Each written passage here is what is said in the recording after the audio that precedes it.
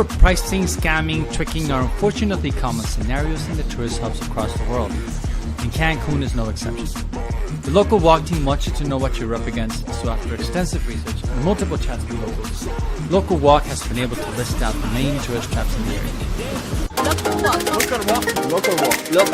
Localwalk. That's right. Very innovative. Taxi scams. The first thing you need to know is that Uber and other ride-sharing apps were just approved in January of 2023. And just like in other cities, taxi drivers did not like this decision and pushed back, in some cases even reacting aggressively. However, this happened only for a couple of days, and negotiations with the unions are being worked out. As of today, we do not recommend taking Ubers in the hotel zone, since taxi companies are monitoring the exits of hotels and the airport, and they will take action if they feel the rules are being broken. The second thing you need to know is that if you get on a taxi, they will most probably try to overcharge you. So what are the official rates? Well, the official rates were set by the government in 2019 for the last time. You can read the official mapping document and rates in the government's website. Unfortunately, it's not that simple, since real rates vary depending on where you take them and where you're going. So how to deal with this problem? From the airport. If you're going to the hotel zone, you will have to take a taxi or a shared shuttle, since the only bus that gets you out of there takes you downtown. Pre-booking your taxi is always the best option. Rates are usually negotiable 10 to 15% unless it's high season. Now there is a chance other vendors will tell you just about anything, yes even lies, to get you to take their service on your way out of the airport. Just say no gracias and move along. Remember, you will almost always be able to call or text your driver if you pre-book it. A link to a trusted vendor is provided. From the hotel zone to the hotel zone. If you're moving within the hotel zone, our best recommendation is taking the bus R1 or R2. R2 is nicer than R1. The cost is 12 pesos, but if you pay in dollars, they will most probably charge you the full dollar. The bus will take you up and down the hotel zone, which is only one street, so the chances of getting lost are slim. They can get really crowded during peak time, which is 5 to 8 p.m. Now, if you prefer a taxi, you will have to get one from a taxi hub, since it's really hard to get them on the street.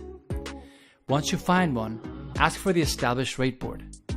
Taxis in the hotel zone have set rates depending on where you're going, which they usually have printed on a board. Ask for it always.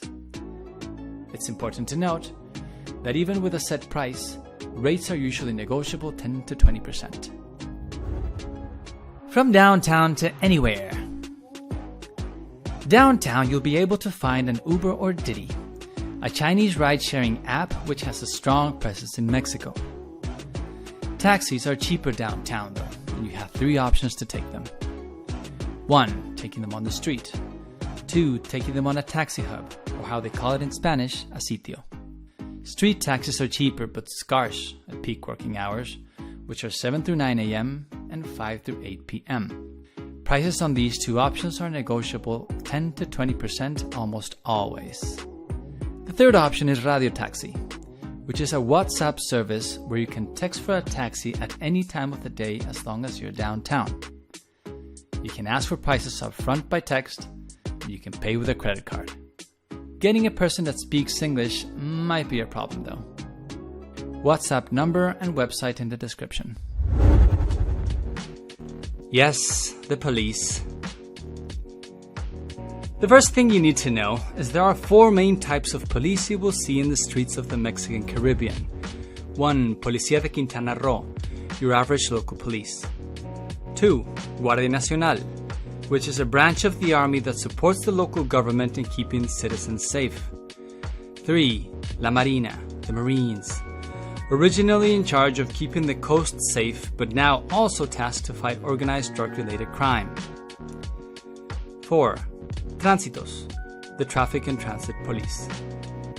From all of these law enforcement groups, you really don't have to worry about the first 3 unless you get into some serious trouble. Tránsitos, though, are a little different.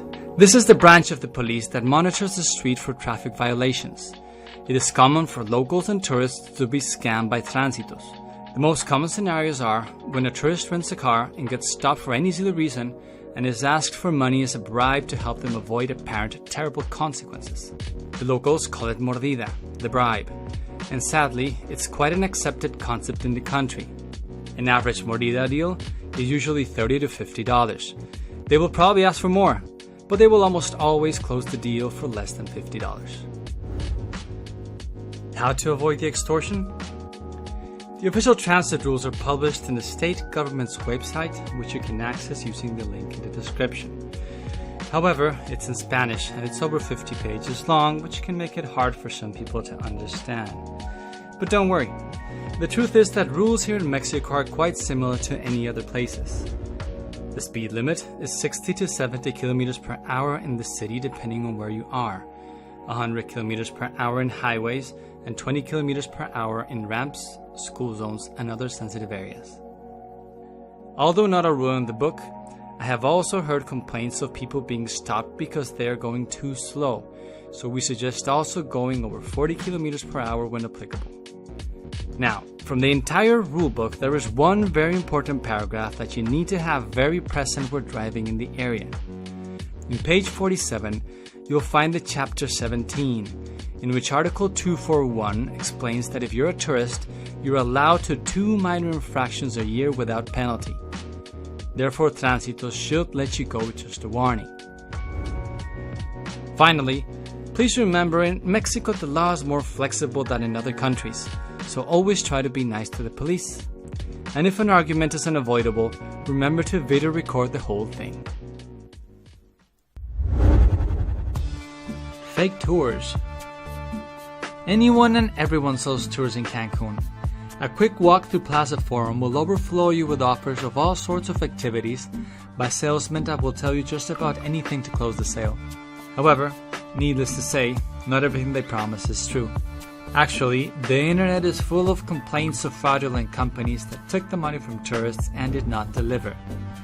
Scams occur so often that organizations and even the Mexican government have created websites with lists of over 100 fraudulent companies to increase awareness.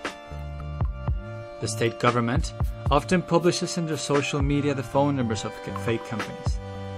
They also recently tasked the cyber police to monitor and bring down travel agency websites that can pose a risk for customers.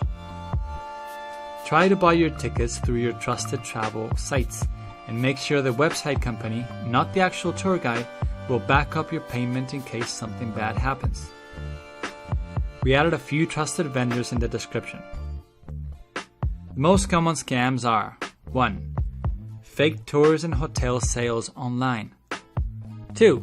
Transportation included when you buy a tour. Sounds great, but not always. Some travel companies don't care how many stops your bus needs to make as long as they fill their van and make the trip worth it. Sometimes it can even take us twice as much time to get to your destination. 3. Hidden fees to get charged automatically at a later point in time. To create a report of a scam, please email the local police at denuncia ciudadana cibernética @policiaquintanarro.com.mx. Super expensive insurance or additional fees when renting a car. This is a scam that not only happens in Cancun. People will rent a car online, and when they pick it up, they will tell you there is additional insurance that needs to be paid, which is obviously even more expensive than the actual rent of the car. Our advice is to either call them to confirm no other expenses will be charged before you pay, or simply wait till you get there. Unless you go in peak season, there will be cars available. The link of a trusted vendor is added in the description.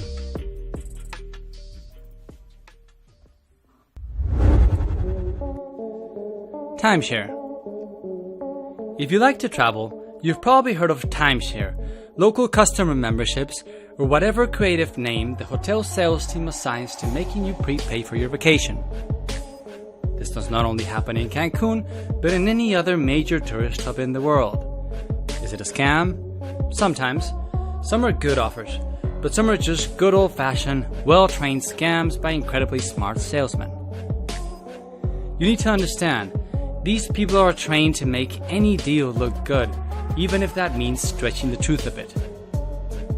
A simple Google search around the topic will show you hundreds of complaints all over the internet of people claiming they just can't get out of a contract they never fully understood. And complaints are on companies not fulfilling the promised terms. How to distinguish the good from the bad? It's really hard, since all of them will sound amazing. You suggest staying away from these offers completely, even if they give you free stuff, which is obviously never really for free. You'd be surprised how these salespeople can go from being your best friends to your worst enemy as soon as you push back a bit. If you really want to buy them, find out the name of the organization that is selling you the deal. It'll be in your contract.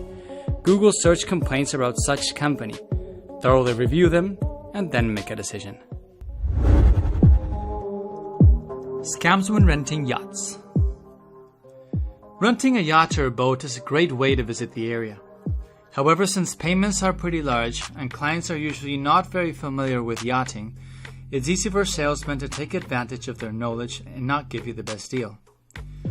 Always try to negotiate a discount of 10 to 15%.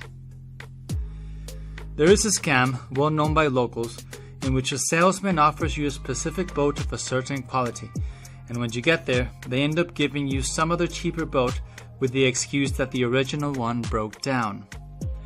However, the truth is the salesman never even had access to the boat, but they didn't want to lose you as a client. Let them know you're aware of the scam, and tell them you will want your money back if you don't get exactly what you paid for. It's important to note, all boats are rented by brokers or independent salesmen, which means 3 things. 1.